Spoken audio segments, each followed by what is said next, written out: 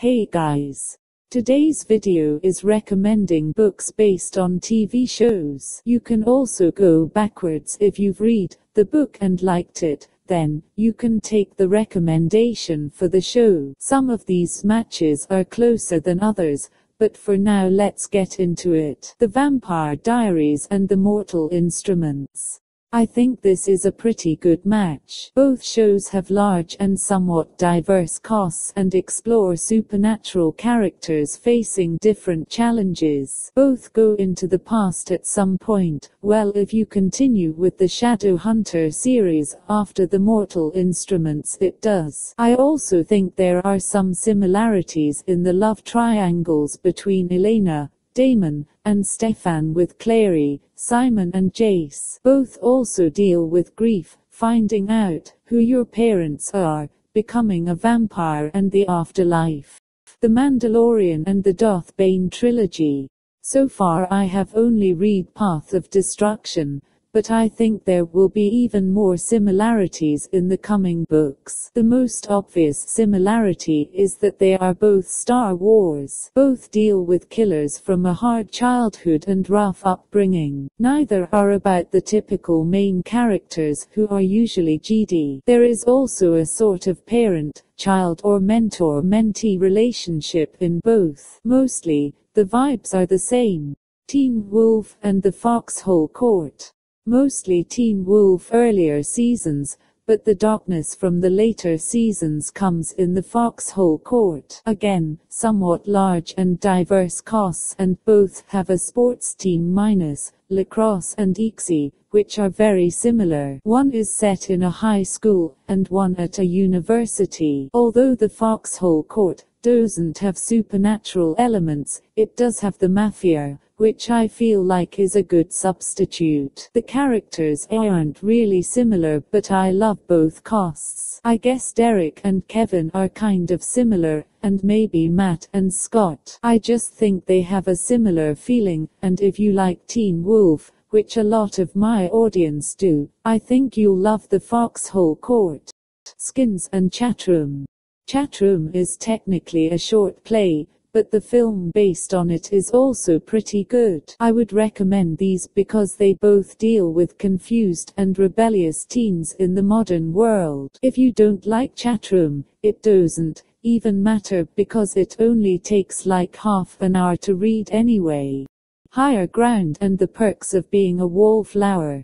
Both of these are about high school teens, albeit at very different high schools, and their friends. Although their personalities are very different, I can see similarities in Scott and Charlie and their relationships. Both deal with sexual abuse of both boys and girls, and take the consequences of that very seriously, so there is a trigger warning for that. I think these are both beautiful but sad stories. Boy Meets World and Orbiting Jupiter.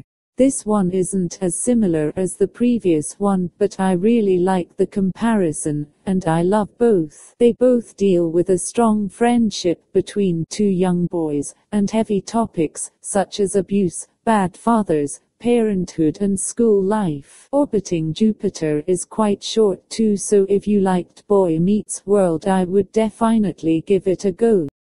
Girl Meets World and Bridge to Terabithia.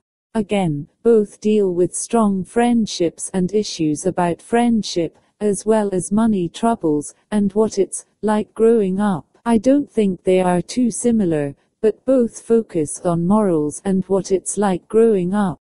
My Mad Fat Diary, and the Girls series. Both are about teen girls growing up in similar time periods with similar struggles, such as boys, friends, body image and makeup. I think they have a very similar vibe and quite similar characters too. Attack on Titan and Six of Crows.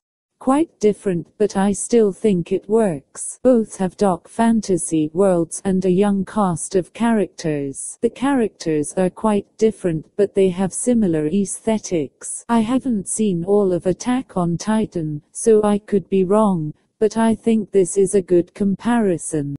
Once Upon a Time and Stardust.